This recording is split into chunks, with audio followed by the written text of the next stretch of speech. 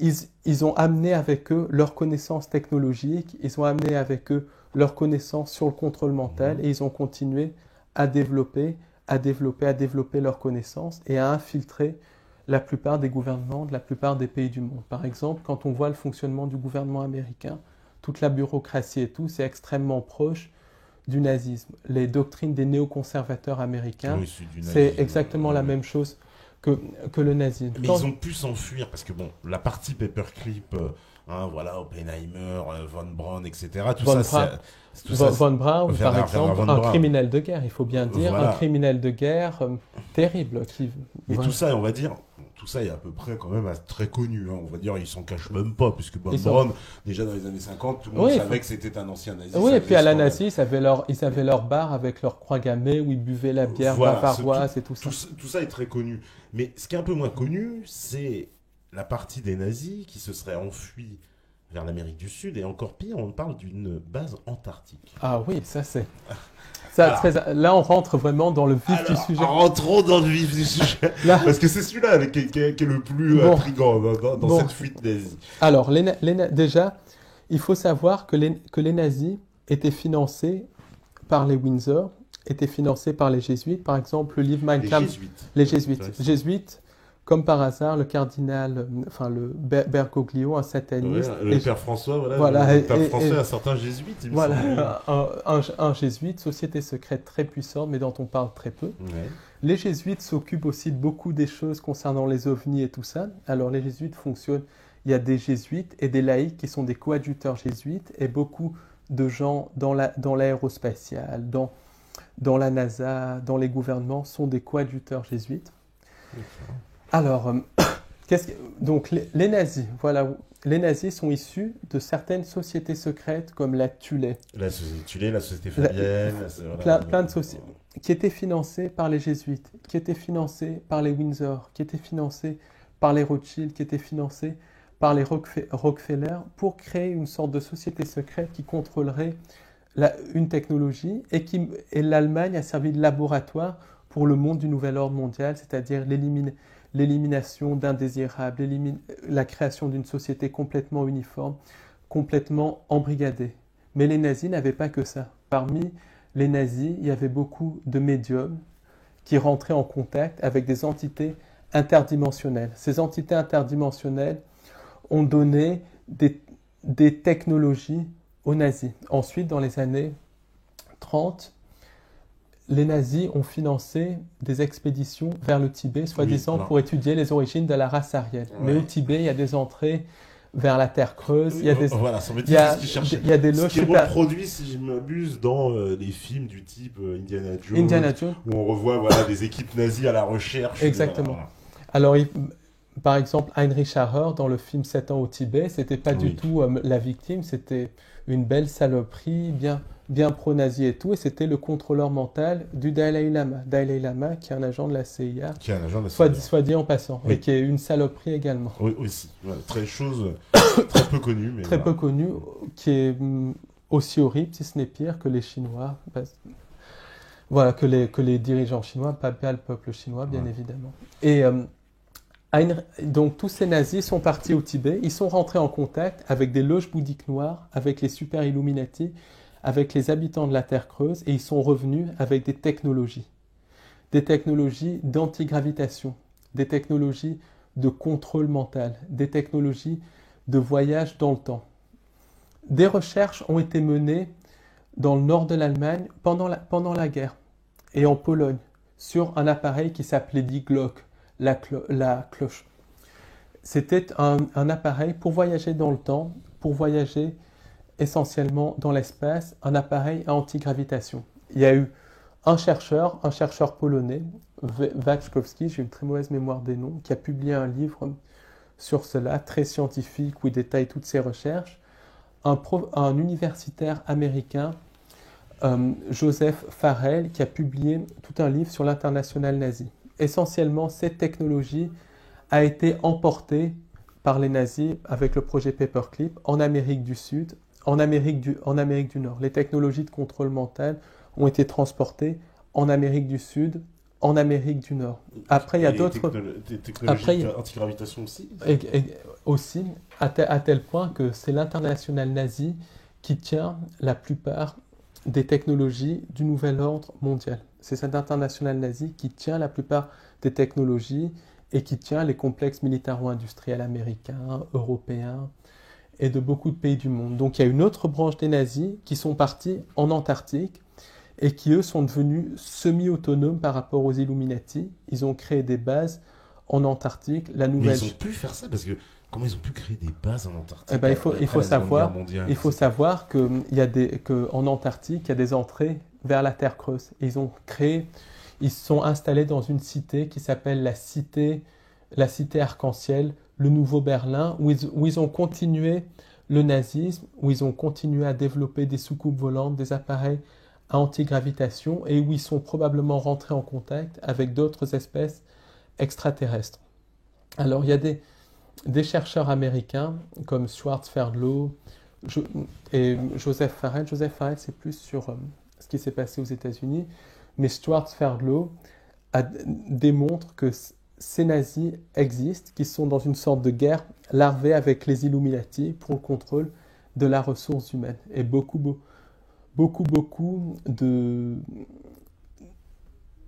y a beaucoup de luttes entre justement l'internationale nazie, certaines factions Illuminati. Il y a des luttes de factions entre Illuminati, même s'ils travaillent tous ensemble pour le contrôle de l'humanité, ils vont quand même lutter pour avoir la plus grosse part du gâteau. Et aussi, alors, il y a le fameux épisode, puisqu'on peut en rappeler, l'amiral Byrd qui va là-bas. L'amiral Byrd qui allait là-bas pour mener une expédition de guerre. 1947. Voilà, c'est ça. Donc, et il y a eu juste après la Seconde Guerre mondiale. Juste après la Seconde Guerre mondiale. C'est juste après. Il part là-bas avec des bateaux, des hommes, je crois ils sont 8000, c'est ça, 8000 hommes 8000 hommes. Il y a je sais pas combien de bateaux, c'est une armada, une vraie armada, à tel point d'ailleurs que je sais que les observateurs de l'époque, la presse en particulier, s'inquiètent et dit mais les États-Unis, à le titre, en fait, les États-Unis vont envahir l'Antarctique. Parce qu'ils pensent qu'on va poser des militaires là-bas et puis qu'il n'y aura plus aucune nation qui pourra s'installer. En fait, c'était une lutte de factions entre cette branche de l'internationale nazie et les Illuminati pour le contrôle de l'Antarctique globalement. Alors, pour la petite anecdote, les nazis ont mis au point des armes à énergie dirigée, basées sur l'effet Hutchinson. L'effet Hutchinson, c'est quoi? C'est en gros une forme d'énergie libre, en fait, qui permet de désintégrer du métal, qui permet aussi de contrôler le temps et tout ça.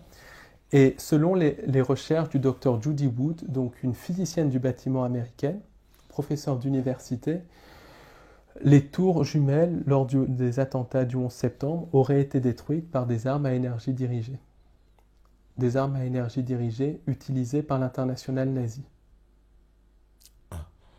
Alors ça, c'est un livre de 600 pages où elle écrit une publication tout à fait scientifique et tout ça. Après, un des autres buts des nazis et des camps de concentration, c'était de développer des techniques de contrôle mental.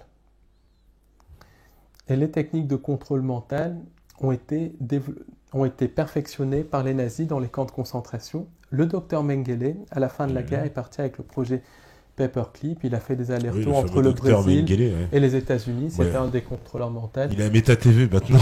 C'est un des... Je crois qu'il est mort en 89. Ah non, il est sur le chat. Non, parce qu'on a un doc aussi. Maintenant, il élimine que les trolls. Hein. Alors justement, ce que je voulais dire sur le docteur, sur le contrôle mental, parce que là, on arrive dans le vif du sujet. On va arriver au contrôle mental. Il y a le contrôle mental naturel, donc qui est dû à la matrice, à la programmation, famille, éducation dont on a parlé. En plus, la matrice, c'est un système qui crée des égrégores. Des égrégores, c'est des formes pensées qui vont influencer les personnes. Il y a des égrégores qui sont créés en fonction du milieu social, en fonction du travail qu'on fait, en fonction de la croyance religieuse, en fonction de plein de choses, l'appartenance politique, en fonction même des origines. Il y a un égrégore pour chaque pays et tout ça, et ça va mettre les gens sous contrôle mental. Ça explique par exemple que quand on va à la poste dans le 15e ou dans le 6e arrondissement de Paris ou dans une petite ville de province, il y a toujours cette attitude. Dans la poste, quand on va chez un médecin, il y a toujours cette attitude médecin. Il y a une espèce de...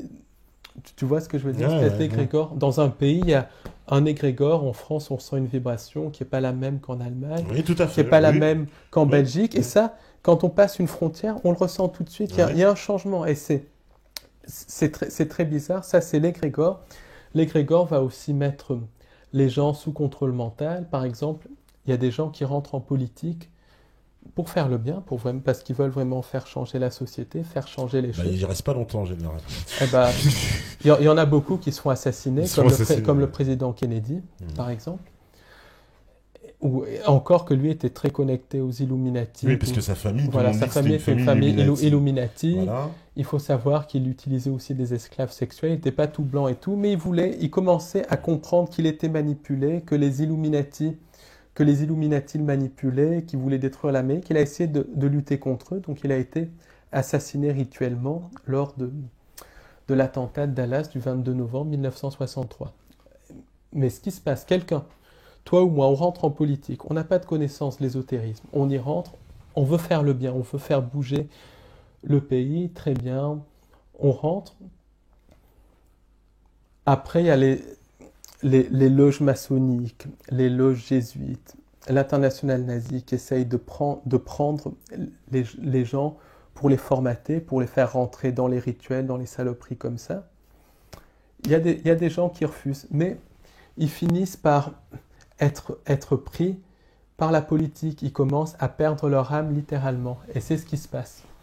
Pourquoi? Parce qu'ils sont pris par l'égrégore de la politique. L'égrégore de la politique, c'est la domination de l'autre, c'est l'écrasement de l'autre, c'est être vénéré par les autres. En plus, les politiciens se réunissent dans des bâtiments magiques qui émettent une certaine onde de forme, comme l'Assemblée nationale, comme la Maison Blanche, comme le Capitole, comme le Palais de Westminster en Angleterre, comme la Douma en Russie.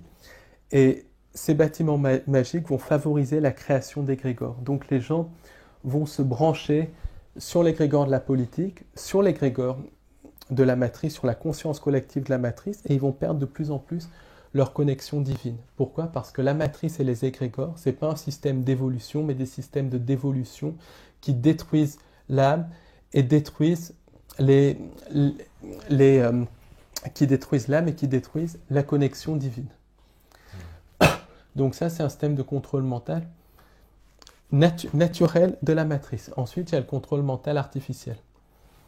Le contrôle mental artificiel est lié essentiellement au subconscient. Le subconscient qui peut se programmer comme un ordinateur.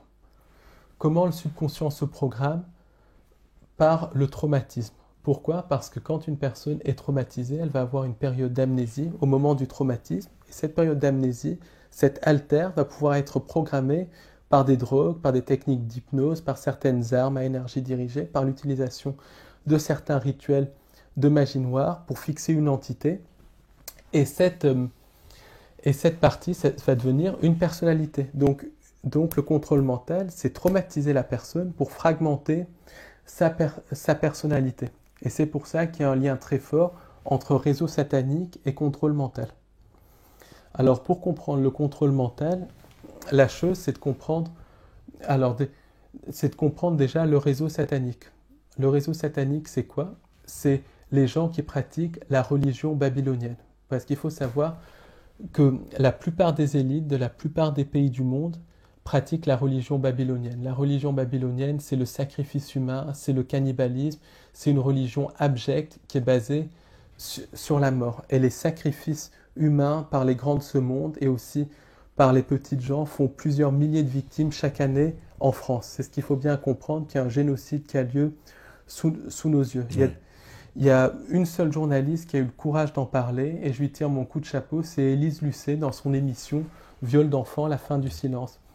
Il y a un député courageux qui ose en parler, un ancien député maintenant, c'est Laurent Louis, le député belge. Bien sûr, oui. Chapeau Laurent Louis, chapeau à ces gens, parce que même des gens dans la recherche, ils parlent des complots économiques, mais ils ne parlent pas de ces réseaux sataniques, du génocide qui a lieu sous nos yeux. Plusieurs milliers de personnes en France chaque année sacrifiées par les réseaux sataniques. Il y a une assistante sociale anglaise, Diane Corr, qui dans les années 90 disait que ces réseaux tuaient 4 à 10 000 personnes chaque année, rien qu'en Angleterre. Rien qu'en Angleterre. Donc c'est pareil en France, des survivants de ces réseaux sataniques parlent de 50 000 morts aux États-Unis. Donc ça fait presque plusieurs centaines de milliers de personnes chaque année qui sont tuées dans les réseaux sataniques. Personne ne dit rien. Qui est impliqué là-dedans? Une grande partie des hommes politiques, une grande partie des stars du show business, une partie aussi des soi-disant grands de ce monde, grands banquiers, grands médecins, grands avocats et tout ça, mais aussi des petites gens, parce qu'il y a des réseaux sataniques qui se trouvent à toutes les échelles de la société. Alors il y a un témoignage d'une dame qui s'appelle Judith Spencer. Judith Spencer qui a écrit un livre qui s'appelle Satan's High Priest, qui parle de ces réseaux sataniques dans des communautés rurales américaines très, très pauvres et tout ça. Et basiquement, il y a une omerta totale. Déjà, la presse n'en parle pas parce que très souvent, les chaînes télévision sont tenues par les mêmes que ceux qui tiennent les réseaux sataniques au sommet, bien évidemment. Ensuite, les sociétés secrètes, elles font une logistique, elles cachent toutes les preuves et tout ça. Elles essayent de corrompre des gens qui pourraient faire la différence. Donc, comme par hasard, des juges, des avocats, des policiers qui font des bonnes enquêtes là-dessus, sont dessaisis du dossier, sont remplacés par d'autres qui sont tenus par le réseau, qui ne font plus rien. Parfois, certains policiers sont retrouvés morts, comme le gendarme Jean Bert dans l'affaire des disparus de Lyon. Il y a une affaire à Jersey qui implique Jimmy Savile, qui implique des membres de la famille royale d'Angleterre, où des enfants étaient abusés dans comment on appelle ça, un foyer de Haut-la-Garenne à Jersey. Il y a un policier très compétent qui était sur l'enquête, qui avait découvert des ossements humains. Il a été remplacé par un autre policier qui disait que les ossements humains, c'était des morceaux de noix de coco. Donc, des morceaux de noix de coco. Qu'il avait confondu des morceaux de noix de coco avec des crânes humains. Je crois qu'on est dans le délire le plus total. Ensuite, ce qui se passe, c'est qu'il y a un déni des gens parce que les gens veulent croire justement que les politiciens, les grands de ce monde, sont là pour les aider et tout ça, alors qu'ils font ces atrocités-là. Alors bien sûr, pas tous, mais une grande partie sont impliqués dans ces réseaux sataniques. Donc il y a des exemples concrets qui sont en train de sortir maintenant. L'affaire Jimmy Savile, ça fait la une des journaux en Angleterre. Jimmy Savile, c'était un disque jockey qui avait ses entrées à Buckingham Palace, qui avait ses entrées avec Tony Blair, qui avait ses entrées avec le Parti conservateur, qui avait ses entrées un petit peu partout, et qui était une des personnalités les mieux aimées d'Angleterre. À sa mort, il s'est avéré que c'était un sataniste, qu'il était probablement impliqué dans plusieurs meurtres en série, une affaire de meurtre en série dans le Yorkshire, qu'il était impliqué dans des réseaux sataniques, que c'était un nécrophile, un pédophile, un assassin. Pourtant, il avait ses entrées dans la famille royale et tout ça. Pourquoi? Parce qu'il procurait des enfants à ces gens. Il procurait des enfants pour les réseaux. Via un réseau caritatif. Via son réseau, exactement. Il allait dans les orphelinats en plus, voilà, etc. C'est comme ça qu'il a... Et c'était un grand ami de la famille royale. Maintenant, il y a l'affaire du prince Andrew. Donc, il y a quand même des journalistes courageux. L'affaire du prince Andrew qui utilisaient des esclaves sexuels. Ça, c'est sorti dans les journaux. L'affaire Epstein. Le prince Andrew, en gros, était très ami avec un pédophile qui s'appelait Epstein. Epstein qui procurait des jeunes filles à des hommes politiques anglais et américains. Alors, personne connaissait Epstein, simplement Epstein avait les contacts de membres de la famille royale, il était très proche ouvertement du prince Andrew d'ailleurs. Bill Clinton disait ne pas le connaître, mais Epstein était extrêmement proche de Bill Clinton et tout ça. Ça, c'est dans la presse officielle, hein. Ça, c'est pas du conspirationnisme, c'est la presse officielle. L'affaire du trou en Belgique, c'est une autre affaire qui implique la famille royale belgique, qui implique des hommes politiques, des membres de l'OTAN, des membres du groupe Bilderberg. En France, il y a aussi plusieurs affaires, dont l'affaire Allègre, par exemple, l'affaire Doutreau aussi, où il y avait une autre affaire derrière. Oui, bien sûr, l'affaire Outreau. Il y a eu d'ailleurs des contre-enquêtes qui ont été faites qui montrent que que c'était peut-être pas une erreur judiciaire. Non, certainement pas. Voilà, je peux te le confirmer. On a reçu tous les acteurs de cette affaire ici. C'est pas du tout, au contraire. L'erreur judiciaire n'est pas dans le sens où on croit, en fait. C'est ça. Et moi, je parlais avec un avocat qui disait que derrière l'affaire d'Outreau, il y avait un énorme réseau qui impliquait des politiciens français, belges et tout ça. Bah, pas étonnant. Au Portugal, l'affaire de la Casa Pia qui impliquait la plupart des hommes politiques portugais dans les années 90, qui était un petit peu une affaire Jimmy Savile et tout ça. Donc c'est quelque chose d'absolument abominable. C'est un génocide qui a lieu. Donc j'invite vraiment les chercheurs de vérité à dénoncer ça, parce que on peut plus laisser faire ça.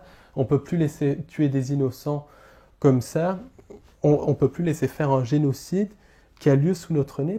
Personne ne dit rien. C'est censé ne pas exister, alors que toutes les preuves sont là. Il y a des survivants qui parlent, des journalistes compétents qui ont fait des enquêtes.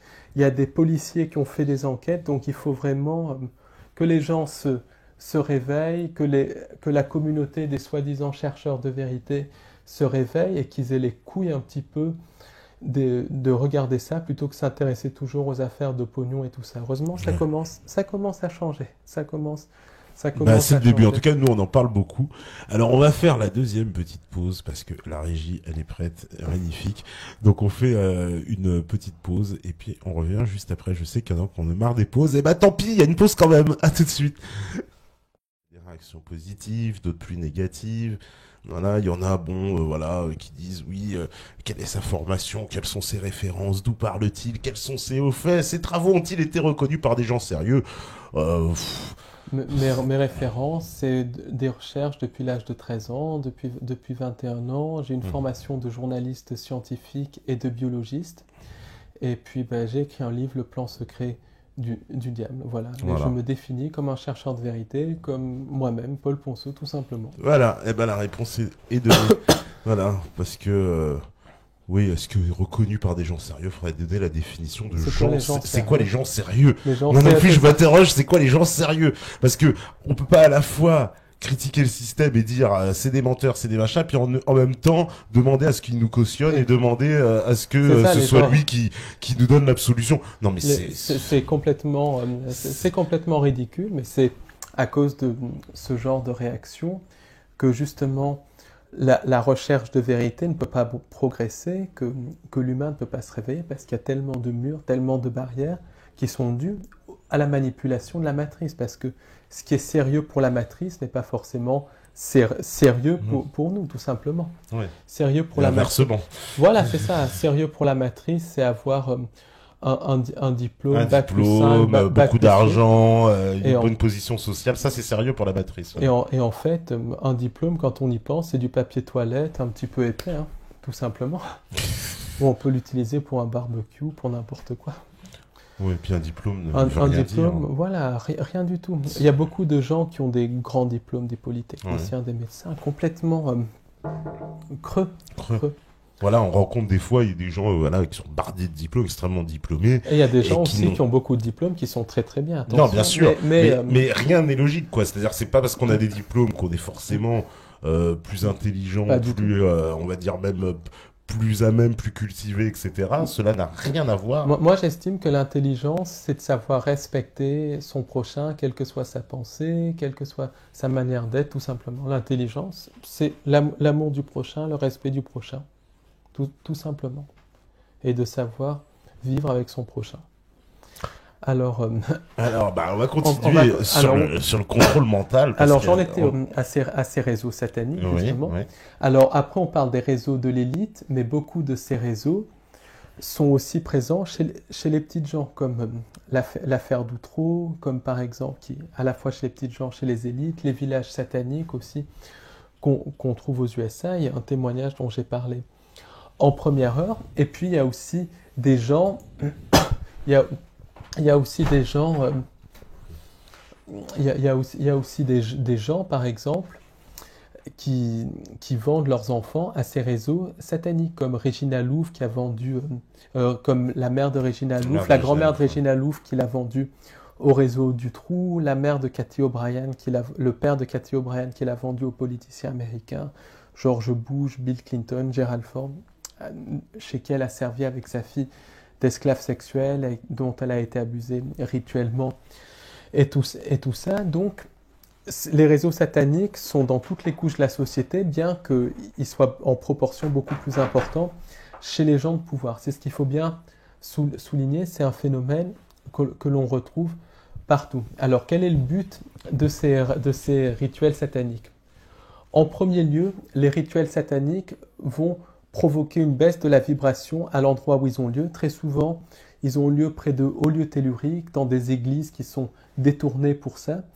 Et la baisse de la vibration va faire qu'une porte interdimensionnelle va s'ouvrir et que des entités des interunivers vont pouvoir rentrer dans le champ énergétique terrestre, dans la sphère terrestre, et vont activer certaines personnes qui ont les bons gènes, certaines personnes par possession. Ensuite, par la peur qui provoque, ces rituels vont nourrir les entités sans âme. Il ne faut pas oublier que les entités sans âme se nourrissent de peur, se nourrissent d'émotions de basse vibration. Ces rituels, elles se nourrissent aussi de sang par l'intermédiaire de vecteurs humains. Ces rituels servent aussi à compromettre les hommes politiques parce que beaucoup sont filmés. Donc ensuite, si l'homme politique sort du rang, la cassette, ou l'homme politique ou la personne puissante, la cassette est montrée, il y a tout un scandale et tout ça. Et ces rituels, par le traumatisme qu'ils provoquent, parce que c'est des choses absolument abominables, absolument horribles, absolument dégueulasses, vont mettre les gens sous contrôle mental. Alors le contrôle mental artificiel.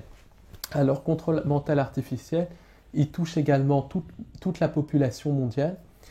Il y a le contrôle mental léger, qui nous touche tous, parce que par l'intermédiaire de satellites, par l'intermédiaire de la télévision, je vais y revenir, on est tous plus ou moins programmés, et il y a la programmation mentale, le contrôle mental total, qui touche à peu près 10% de la population mondiale, selon les recherches de Fritz Springmeier et de Stuart Sverdlow, les deux spécialistes du contrôle mental, et selon les recherches aussi d'un troisième psychologue américain, dont je n'ai plus le nom en tête, mais ça tourne entre 5 et 10% de la population mondiale. C'est Jay Parker, qui est un survivant des réseaux sataniques, qui donne également ce chiffre, 10% de la population mondiale. Et c'est un contrôle mental qui est essentiellement basé sur la fragmentation de la personnalité de la victime. La victime va être sous contrôle mental total. Et par le traumatisme qu'il provoque, les rituels sataniques vont être une des méthodes pour mettre les gens sous contrôle mental. Alors le contrôle mental, ça existe depuis l'époque babylonienne, l'époque égyptienne, les gens étaient fragmentés par des rituels, ça a été perfectionné par les assassins, une société secrète qui mettait les gens sous contrôle mental. Ouais. Ensuite, ça a été repris par les Templiers, ensuite ça a été repris par certaines loges maçonniques, par les jésuites, ça a été ensuite perfectionné au fil du temps, mais c'est les nazis qui ont perfectionné ces techniques de contrôle mental dans les camps de concentration. Ça a été un début des camps de concentration, c'était de perfectionner les techniques de contrôle mental. Ensuite, les techniques de contrôle mental ont été exportées un petit peu partout dans le monde, en Russie, Europe occidentale, États-Unis, en Chine, en Inde, un petit peu partout dans le monde. Et c'est ce qui explique qu'aujourd'hui, il y a à peu près 10% de la population mondiale qui est sous programmation mentale, sous contrôle mental total. Alors, comment sont programmées les personnalités? Déjà, il faut savoir que le subconscient d'une personne sous contrôle mental peut être divisé selon Stuart Sverdlow, un des survivants de l'expérience Montauk, en à peu près, expérience Montauk, une expérience de contrôle mental, qui pourrait faire l'objet d'une interview, parce qu'il y a tellement de choses à dire. Ça peut être divisé en 13 occupe personnalité. Ça fait à peu près 2000 personnalités. Donc une personne sous contrôle mental total peut avoir jusqu'à 2000 personnalités différentes. Chaque personnalité est programmée par des techniques d'hypnose, par l'utilisation de certaines drogues, d'où le lien entre psychiatrie et contrôle mental, par l'utilisation de certaines entités qui vont être une personnalité de la personne, d'où le lien entre magie noire, satanisme et contrôle mental, et depuis quelques années, par des technologies satellites, par des armes à énergie dirigée. Donc c'est Donc c'est quelque chose d'extrêmement vaste. Et il y a plusieurs types de programmes. Chez une personne sous contrôle mental, il y a plusieurs programmes de contrôle mental dans le système. Le système, c'est l'ensemble des alters ou personnalités d'une personne sous contrôle mental.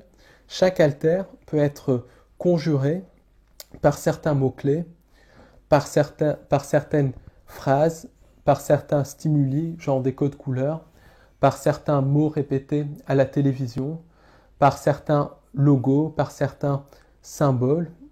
Et chaque stimuli va conjurer une personnalité. Par l'intermédiaire de barrières amnésiques, il y a des gens sous programmation mentale totale qui savent qu'il se passe quelque chose, mais qui découvrent que très tard qu'elles sont en fait sous programmation mentale totale. Il y en a de plus en plus qui commencent à découvrir ça, qui commencent à parler, mais ça reste minoritaire. Beaucoup de gens sont tellement programmés qu'ils ne se rappellent même pas d'avoir été programmés. Ils savent juste qu'il y a quelque chose qui ne va pas dans leur vie. Il y en a quelques-uns, on a des exemples célèbres, on peut évoquer quelques exemples. Ah oui, il y a beaucoup. Il y avait, alors à l'époque, je me souviens, il y a eu le cas de Britney Spears, qui a parlé de contrôle mental, qui a dit oui, depuis que je suis tout petite, on veut me contrôler, on m'a mis une puce dans le cerveau. Puis, et très vite, elle a eu un pétage de plomb. Elle a pétage de plomb, HP, pression, on lui a enlevé ses enfants, elle ne contrôle plus sa vie, parce qu'on lui a enlevé même elle touche plus d'argent, c'est par intermédiaire de son père, etc. Elle est sous tutelle. Elle est sous tutelle, complètement. Et son père, qui est certainement un des contrôleurs mentaux. Après, il y a Cathy O'Brien, par exemple. Cathy O'Brien, qui a écrit un livre, L'Amérique en pleine transformation. Ouais. Il y a beaucoup de stars en France, par exemple des stars comme Ophélie Winter, Karen Mulder aussi. Karen Mulder, c'est un cas quand même assez étonnant parce qu'on peut en dire deux mots. Elle s'était distinguée parce qu'elle avait été invitée dans une émission de Ardisson qui a été annulée à la dernière minute. Ou alors justement, émission précisément où elle venait parler de contrôle mental et elle venait parler de son état d'esclave sexuel au sein de l'agence Élite, qui disait cette agence est une pourvoyeuse en fait d'esclaves sexuels à destination de l'oligarchie et n'est pas une agence de mannequins. Et elle a été elle aussi noyée, endormie dans la masse, on l'a fait passer pour folle. On a annulé l'émission. On lui a donné un lot de compensation un peu après, puisqu'elle a fait un petit morceau. Elle a été en psychiatrie.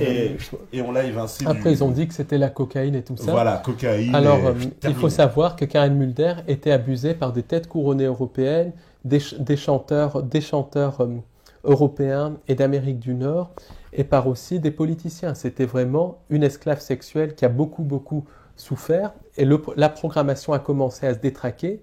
Elle a été placée en psychiatrie et reprogrammée tout simplement. Ça, c'est vraiment la programmation esclave sexuelle. Donc, c'est des gens, beaucoup de mannequins, beaucoup de chanteurs, beaucoup de gens comme ça qui ont ça. Beaucoup d'hommes politiques et de femmes politiques sont aussi sous contrôle mental, souffrent du syndrome de personnalité multiple, ce qui explique qu'il y a des politiciens qui pètent un câble. On ne comprend pas trop, mais ils pètent un câble. Et ça explique aussi que des politiciens peuvent être des satanistes la nuit et des bons grands-pères le jour, parce que c'est des personnalités différentes qui se déclenchent. Alors, un des exemples de politiciens qui souffrait de syndrome de la personnalité multiple, c'était Bill Clinton. Bill Clinton complètement. Ça, c'est il y a ces fameuses images, on le voit effectivement, où il est complètement égaré, le regard vide, et plus on a l'impression d'avoir affaire à quelqu'un de qui on a enlevé la conscience, quoi. Il n'y a plus de conscience dans ton cerveau, quoi. Et beaucoup de politiciens français de très haut niveau souffrent complètement du syndrome de la personnalité multiple. Beaucoup aussi, dans les familles Illuminati activées, familles de banquiers, familles de la noblesse, toutes ces grandes familles Illuminati, tous les membres dans les lignées activées souffrent de contrôle mental, de possession par des entités et de syndrome de la personnalité multiple. Ça, c'est une des conditions pour que l'Illuminati soit en haut de la hiérarchie. Mais il n'y a pas que ça. Beaucoup de gourous New Age sont aussi sous contrôle mental. Genre qui Genre Jessie Knight, celle qui canalise Ramtha, qui est suivie par des millions de personnes. elle est sous contrôle mental. Elle souffre du syndrome de personnalité multiple et elle est possédée par une entité reptilienne. Il y a eu des adeptes qui sont allés la voir à ces conférences où elle dit de fermer les yeux. Quand les adeptes ouvraient les yeux, un d'entre eux l'a vu se transformer en reptile. Après, ces changements de personnalité, ça correspond littéralement à des phénomènes de contrôle mental. Beaucoup de channels aussi sont sous contrôle mental, parce qu'il y a 80% du channeling, c'est de la propagande pour le nouvel ordre mondial, ça vient d'entités sans âme et de programmes de contrôle mental, du projet ARP et tout ça, qui peut littéralement télécharger des transmissions de channeling dans l'esprit d'un individu sous contrôle mental.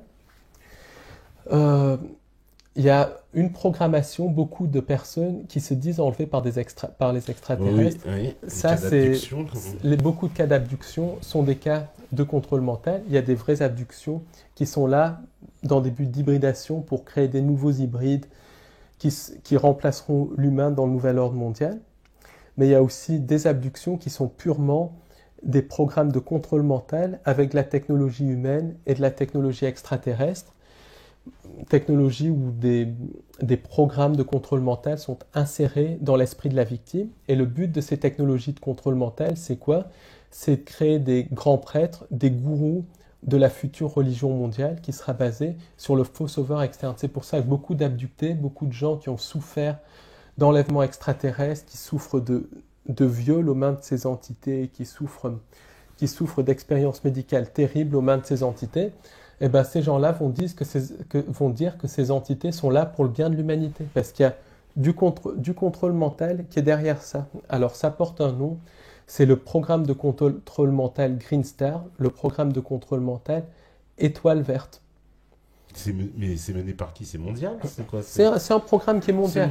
C'est un programme qui est mondial, qui est mené par les Illuminati, par le complexe militaro-industriel, par les entités derrière les Illuminati et le complexe militaro-industriel. Alors, une anecdote assez intéressante aussi.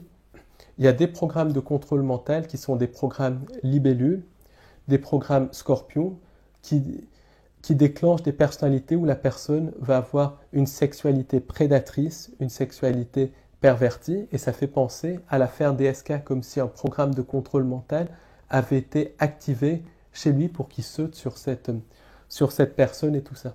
Oui, enfin, ça fait longtemps qu'il est activé, parce que visiblement, il n'en était pas son premier coup. Mais ils sont tenus par ça. Ils sont littéralement tenus par les programmes de contrôle mental. Ensuite, ensuite, ce qui se passe, c'est qu'il y a des entités aussi qui sont insérées. Il y a des programmes, des entités qui sont aussi insérées chez les gens qui littéralement les mettent sous contrôle mental. Donc ça, c'est par des rituels de magie noire et tout ça. Et les entités sont souvent là pour maintenir une cohésion au sein du système. Après, il y a des programmations. Une autre programmation aussi, c'est la programmation antarctique. Il y a des gens qui vont être attirés par l'Antarctique. Alors, c'est une programmation de contrôle mental qui est liée à l'international nazi. Mais, alors, ça veut dire... Oui, mais l'Antarctique, on ne peut pas y aller comme ça. Non, mais ils sont attirés par l'Antarctique. Et en fait, c'est des gens qui sont mis sous contrôle mental par l'international nazi, qui joueront un rôle pour l'international nazi dans le futur. Et cette programmation de contrôle mental se traduit par un attrait vers l'Antarctique. D'accord. Ah oui, ça c'est... Alors ça c'est... Mais bon, si moi demain, je sais pas, ça m'a dit, en Antarctique, ça peut m'intéresser. Mais là, c'est des gens qui ont littéralement des obsessions. Des obsessions de l'Antarctique.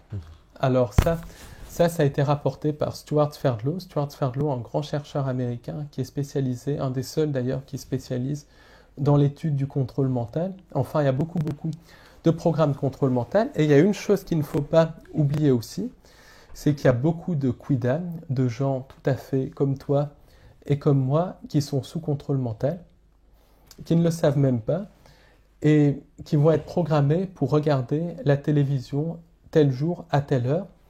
Ensuite, durant l'émission de télévision, le présentateur va dire quelque chose. Il va y avoir un symbole il va y avoir un symbole qui va apparaître, un générique, et ça va activer une programmation de contrôle mental. Et cette programmation de contrôle mental va faire que la personne va aller faire une action qui va servir le nouvel ordre mondial d'une manière ou d'une autre. Donc cette action, c'est pas forcément être esclave sexuel, c'est pas forcément du tout tuer quelqu'un, c'est pas forcément du tout faire quelque chose de significatif, c'est juste aller chercher un message, aller donner un message, aller faire quelque chose qui sert le nouvel ordre mondial, qui sert l'avancement du nouvel ordre mondial.